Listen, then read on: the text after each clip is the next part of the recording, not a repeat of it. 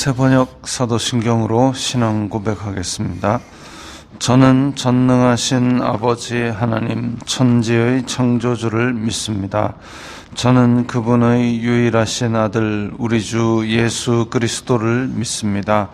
그분은 성령으로 잉태되어 동정녀 마리아에게서 나시고 본디오 빌라도에게 고난을 받아 십자가에 못 박혀 죽으시고 장사된 지 사흘 만에 죽은 자 가운데서 다시 살아나셨으며 하늘에 오르시어 전능하신 아버지 하나님 우편에 앉아 계시다가 거기로부터 살아있는 자와 죽은 자를 심판하러 오십니다.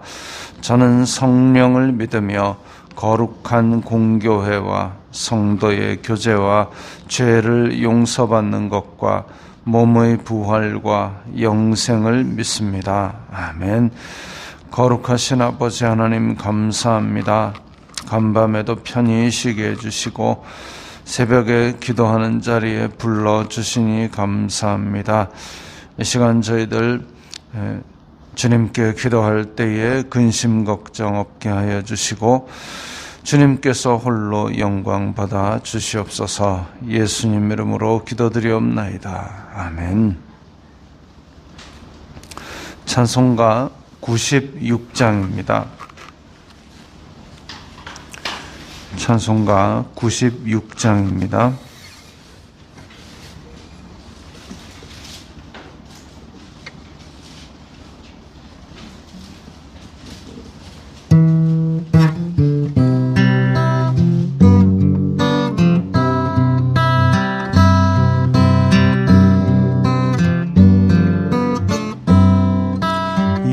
예수님은 누구신가? 우는 자의 위로와 없는 자의 풍성이며 천한 자의 높음과 잡힌 자의 노임되고 우리 기쁨 대신에 예수님은 누구신가? 약한 자의 강함과 눈먼 자의 빛이시며 병든 자의 고침과 죽은 자의 부활되고 우리 생명 대신에 예수님은 누구신가? 추한 자의 정함과 죽을 자의 생명이며 죄인들의 중보와 멸망자의 구원되고 우리 평화 대신에 예수님은 누구신가? 온 교회의 머리와 온 세상의 구주시며 모든 왕의 왕이요 심판하실 주님 되고 우리 영광 되시네. 아멘. 오늘 말씀은 히브리서입니다.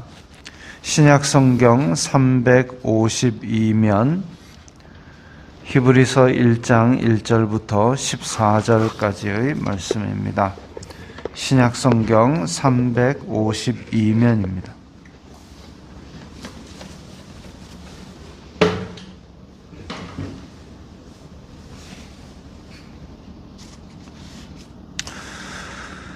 히브리서 1장 1절부터 14절까지의 말씀 함께 읽겠습니다. 옛적의 선지자들을 통하여 여러 부분과 여러 모양으로 우리 조상들에게 말씀하신 하나님이 이 모든 날 마지막에는 아들을 통하여 우리에게 말씀하셨으니 이 아들을 만유의 상속자로 세우시고 또 그로 말미암아 모든 세계를 지으셨느니라. 이는 하나님의 영광의 광채시요 그 본체의 형상이시라. 그의 능력의 말씀으로 만물을 붙드시며 죄를 정결하게 하는 일을 하시고 높은 곳에 계신 지극히 크신 이의 우편에 앉으셨느니라. 그가 천사보다 훨씬 뛰어남은 그들보다 더욱 아름다운 이름을 기업으로 얻으심이니 하나님께서는 어느 때에 천사 중 누구에게 너는 내 아들이라 오늘 내가 너를 낳았다 하셨으며 또 다시 나는 그에게 아버지가 되고 그는 내게 아들이 되리라 하셨느냐. 또 그가 맏아들을 이끌어 세상에 다시 들어오게 하실 때에 하나님의 모든 천사들은 그에게 경배할지어다 말씀하시며 또 천사들에 관하여는 그는 그의 천사들을 바람으로 그의 사역자들을 불꽃으로 삼으시느니라 하셨으되 아들에 관하여는 하나님이여 주님의 보좌는 영영하며 주님의 나라의 규는 공평한 규이니이다. 주님께서 의를 사랑하시고 불법을 미워하셨으니 그러므로 하나님 곧 주님의 하나님이 즐거움의 기름을 주님께 부어 주님을 동류들보다 뛰어나게 하셨도다 하였고 또 주여 태초에 주님께서 땅의 기초를 두셨으며 하늘도 주님의 손으로 지으신 바라. 그것들은 멸망할 것이나 오직 주님은 영존할 것이요 그것들은 다 옷과 같이 낡아지리니 의복처럼 갈아입을 것이요 그것들은 옷과 같이 변할 것이나 주님은 여전하여 연대가 다함이 없으리라 하였으나 어느 때에 천사 중 누구에게 내가 내 원수로 내 발등상이 되게 하기까지 너는 내 우편에 앉아 있으라 하셨느냐. 모든 천사들은 섬기는 영으로서 구원받을 상속자들을 위하여 섬기라고 보내심이 아니냐. 아멘. 자, 오늘부터 히브리서 말씀입니다. 이 히브리서는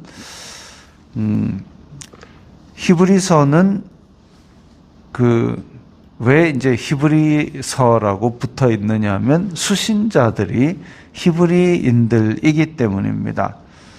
아마도 초대교회 가운데 유대인들 그들이 잘 믿다가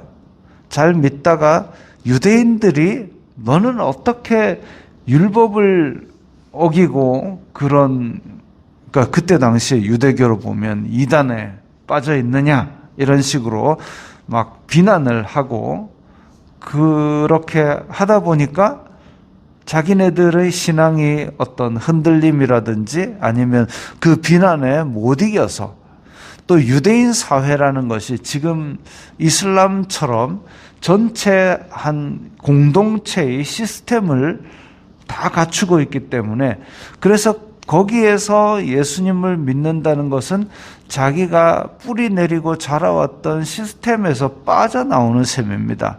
힘든 거죠. 혼자 서야 되는 그런 상황입니다. 그러다 보니까 다른 유대인들의 비난 때문에 다시 유대교로 돌아가려고 하던 유대인들인 그리스도인들에게 하는 말씀으로 보입니다. 그리고 이게 약간 편지의 문체보다는 약간 설교문의 형태를 띠고 있는 그런 상황입니다. 그래서 다른 서신서들과는 좀 형식적으로 다른 모양새를 가지고 있고, 그 다음에 이 기록자에 대해서도 이게 누군지 명확하지 않다라는 것이 지금의 모양새입니다. 그런데 수신자가 이름이 붙어 있는 서신서의 경우는 대부분 바울의 서신이다, 이렇게 알려져 있는데, 그래서 바울이 기록한 것이 아닌가라고 하는 설이 이제 조금 받아들여지고 있는데, 어쨌든 공식적으로는 기록자는 미상이다, 이렇게 되어 있습니다. 그래서 히브리서인 만큼 기본적으로 구약 성경을 잘 알고 율법을 잘 지키는 그런 사람들이 이제 이 서신의 그 대상자, 1차적인 대상자이고, 그러다 보니까 잘 알고 있는 구약, 잘 알고 있는 율법을, 잘 알고 있는 제사의 규정을 해설해서 그 제사와 율법의 완성이라기보다는 종결자가 바로 하나님의 아들이신 예수님이다. 특히나 이제 히브리서의 앞부분 1장부터 4장 17절까지는 아들이라는 것을 강조하고 아들이라는 것에 대한 자세한 설명, 그러니까 구약에 있었던 일, 그 모든 것들보다 뛰어난 분이 바로 아들이다. 아들은 어느 누구와도 대치할 수 없는 그런 자리이고 그런 이름이다. 그래서 구약보다도 한 발 더 나아갔다가 아니라 어떻게 보면 구약에 있었던 일들이 연속해서 이어져서 예수 그리스도를 통해서 종결되었다. 이걸 선포하는 것이 히브리서의 전체적인 메시지입니다. 히브리서 전체적인 메시지를 담고 있으면서도 굉장히 중요한 구절이 1절, 2절인데 옛적의 선지자들을 통하여 여러 부분과 여러 모양으로 우리 조상들에게 말씀하신 하나님이, 번역은 이렇게 되어 있지만 그 말씀하신 하나님이가 주어입니다. 말씀하셨다, 이게 동사지요. 그래서 기본적인 문장에서 수식어를 다 떼면 하나님이 말씀하셨다. 어떻게? 옛적의 선지자를 통해서 여러 모양으로 말씀하셨고 오늘날에는 아들을 통하여 우리에게 말씀하셨다. 그렇게 선포됩니다. 이게 왜 중요한가 하면 구약 성경에서 선지자들이 말씀을 기록한 그 형식이 어떠냐면은 하나님께서 말씀하셨다. 예루살렘의 멸망을 선포하신다. 하나님께서 말씀하셨다. 예루살렘이 회복될 것이다. 이렇게 말씀하시는 것이 구약 성경의 기록 방식입니다. 그런 것과 똑같이 지금 기록된 거죠. 하나님께서 말씀하셨다. 어떻게 말씀하셨느냐? 옛적에는 선지자를 통해서 말씀하셨다면 오늘날에는 아들을 통하여 말씀하셨다. 옛적에는 우리 조상들에게 말씀하셨다면 오늘날에는 이제 우리에게 말씀하셨다. 이렇게 선포됩니다. 그러니까 구약 성경을 잘 알고 있는 사람들은 하나님께서 말씀하셨다 하는 순간 이제 엄숙한 마음을 가지고 이 말씀을 받아들여야 되는 것이죠. 그래서 선지자들을 통해서 조상들에게 말씀하신 하나님이 라는 것은 결국은 지금부터 할 말씀이 하나님의 말씀으로 선포되는 것이다. 그런데 조상들에게 말씀하신 것이 아니라 이제는 아들을 통하였다라는 것은 이 계시의 방법을 말합니다. 예전에는 선지자들을 통하여 여러 방법, 여러 형태로 그렇게 말씀하셨지만 이제는 아들을 통하여, 아들이 바로 계시의 어떤 방법이었는데, 그런데 그렇게 말씀하시고 그 이후로는 이제 다른 어떤 이름을 주신 적이 없기 때문에 아들이 바로 계시의 종결자다라는 걸 선포하고 있습니다. 완성이라 그러면은 차곡차곡 가다가 완성 이거지요. 그러니까 우리가 하나님 나라를 향해서 우리가 달려가고 있는데 이 땅에서 시간이 하나하나 지날수록 성도들의 성화가 하나하나 성숙되고 그리고 하나님의 나라의 완성, 이렇게 차곡차곡이라는 개념이 있다면 이 아들을 통하여 말씀하셨다 할 때 이 아들은 계시의 차곡차곡 완성이 아니라 지금 3절에 보면 하나님의 영광의 광채시요 본체의 형상, 이미 완성되었고 미리 계셨던 선제하셨던 분이시기 때문에 하나하나 차곡차곡 완성이 아니라 아들을 통하여 우리에게 말씀하신 것은 그야말로 이제 종결이죠. 종결이라는 것은 예수님이 오셔서 그로부터 끝난 것이 아니라 우리 부산말로 하면 끝판왕이라는 겁니다. 제일 뛰어난 끝판왕으로서 가장 뛰어난 계시로서 이전부터 계셨던 예수님이 우리에게 완전한 말씀을 주셨다. 이렇게 표현되는 것이죠. 그래서 구약 시대부터 여러 모양으로 말씀하셨던 그 계시, 조상들에게 말씀하셨던 그 계시가 오늘날 우리에게는 예수 그리스도로 말미암아 이제 완결된 형태로 계시의 종결자로서 계시의 끝판왕으로서 우리에게 주신 바 되었다. 이렇게 선포됩니다. 근데 그 아들에 대한 설명이 이제 아들을 만유의 상속자로 세우시고, 이게 뭐냐면 예수님께서 마태복음 끝에 하늘과 땅의 모든 권세를 주셨으니 그겁니다.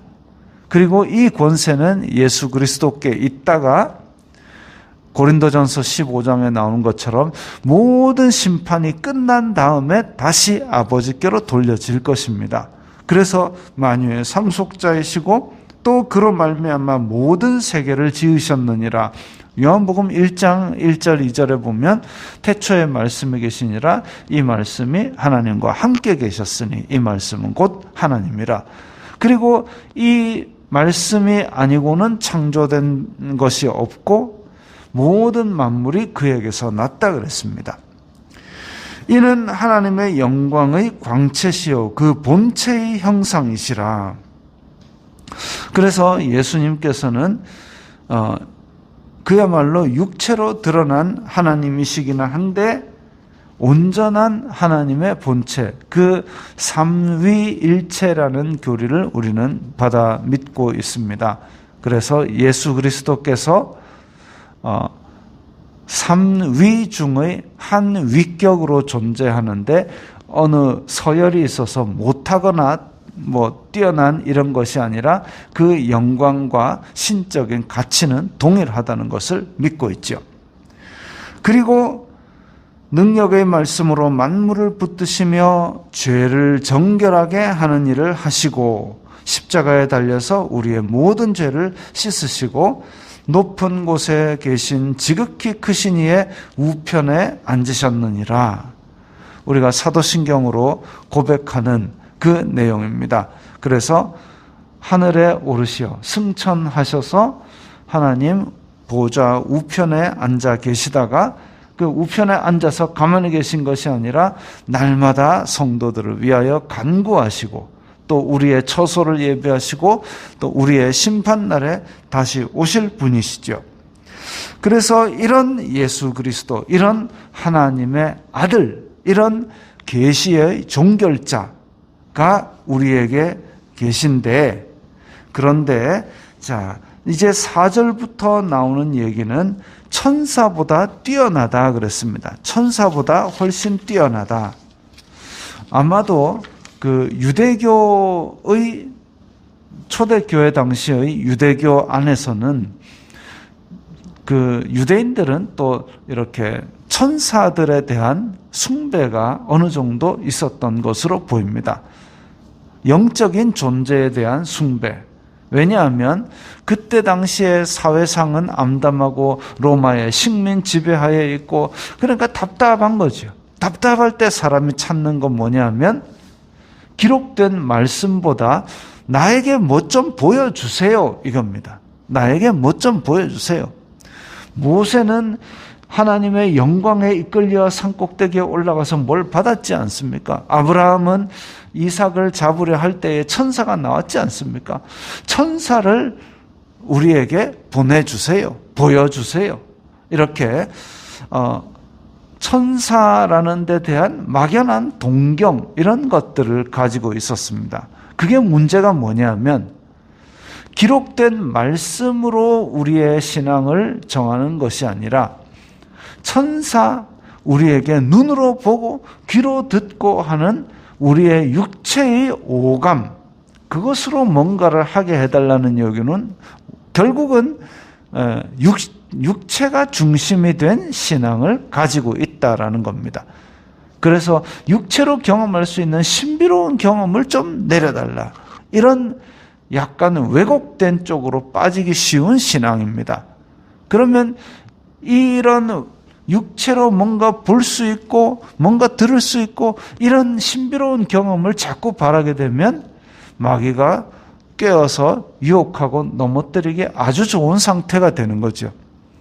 하나님께서는 옛적부터 지금 선지자들을 통해서 여러 부분과 여러 모양으로 말씀을 하셨고 그 말씀들은 기록되어서 전달되어서 지금 유대인들에게 전달되었고 또 각 나라의 말로 번역되어서 오늘날 우리의 손에 이르기까지 말씀으로 역사하시는 분인데 자꾸만 뭔가 체험을 바라고 있으니까 넘어지는 경우가 많죠.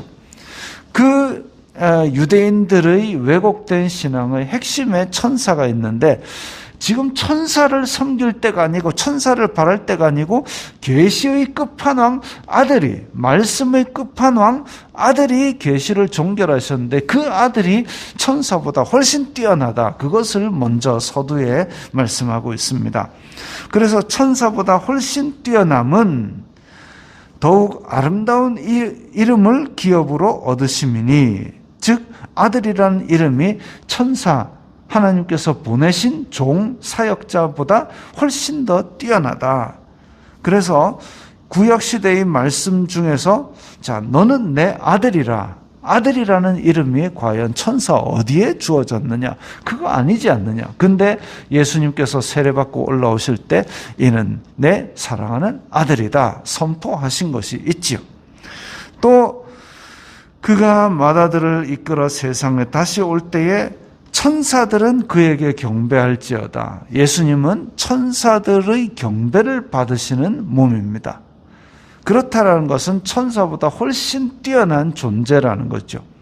유대인들이 배척하고 죽이기까지 했던 그 예수님은 하나님의 아들이고 천사들이 경배하고 너희들이 그토록 바람하지 않는 천사들보다 훨씬 더 존귀한 아들이라는 분이다. 그리고 천사들은 7절에 보니까 천사는 바람으로 사역자들을 불꽃으로, 다시 말하면 하나님께서 부리시는 영이지 아들처럼 경배받을 존재는 아니다. 이렇게 얘기하고 있습니다. 아들에 관하여는 8절에는 이제 아들에 관하여 이야기 나오는데 하나님의 통치에 관해서 나오고 또 하나님께서 같은 종류보다 훨씬 뛰어나게 하셨다. 아들에게는 뭔가 차원이 다른 그런 권세와 영광을 주신 것을 말씀하고 있습니다. 또 11, 12절에 보면 오직 주님은 영존할 것이요 영원히 변치 않는 분. 12절에 여전하여 연대가 다함이 없으리라. 한결같이 영원히 계실 것을 말씀하고 있습니다. 그래서 하나님의 말씀은 시대에 따라 변하는 것이 아니라 말씀은 영원히 변하지 않는데 하나님의 말씀 대신 창조의 말씀이신 그 아들도 창조 때부터 하나님과 동등한 영광을 가지고 영원히 변치 않는다. 천사와 도저히 비길 때가 아니죠. 그래서 모든 천사들은 섬기는 영이고 그리고 구원받을 상속자 이러면 이제 하나님의 아들 예수 그리스도가 아니라 성도들을 이야기합니다. 천사들은 오히려 성도들을 섬기도록 하나님께서 보내신 존재입니다. 그런데 아들과 도저히 비길 수가 없죠. 아들은 그야말로 하나님께서 동등한 영광으로 창조 때부터 동력하시고 마지막 심판의 주인이 되시는 그런 분입니다. 그렇게 천사들보다 훨씬 뛰어나신 예수 그리스도, 우리가 아까 찬송가에 한 대로 많은 그런 성경의 말씀들이 예수 그리스도를 향하여 가리키고 있고, 예수님께서 그 계시를 완전히 종결하신 분입니다. 그런 예수님이 우리가 섬기고 우리가 바라고 우리가 예수 그리스도의 나타나실 날을 소망하며 사는 신앙의 대상인 것이죠. 그래서 우리는 혹 다른 미혹해하는, 아니면 답답한 마음의 육체적인 어떤 체험, 그런 것들을 바랄 수 있지만, 기록된 말씀이 예수 그리스도만이 우리가 섬길 구주임을 그렇게 선포하고 있습니다. 이 신앙을 가지고 예수 그리스도의 이름 권세 안에서 영광된 하루를 살아가시기 바랍니다. 기도하겠습니다. 거룩하신 아버지 하나님, 감사합니다. 저희들에게 말씀으로 믿게 하여 주시고, 또한 예수 그리스도를 믿는 믿음을 주시니 감사합니다. 이 믿음을 가지고 세상 권세를 이기는 예수님처럼 저희들도 이 세상 권세의 위에 있게 하여 주시옵소서. 예수님 이름으로 기도드리옵나이다. 아멘.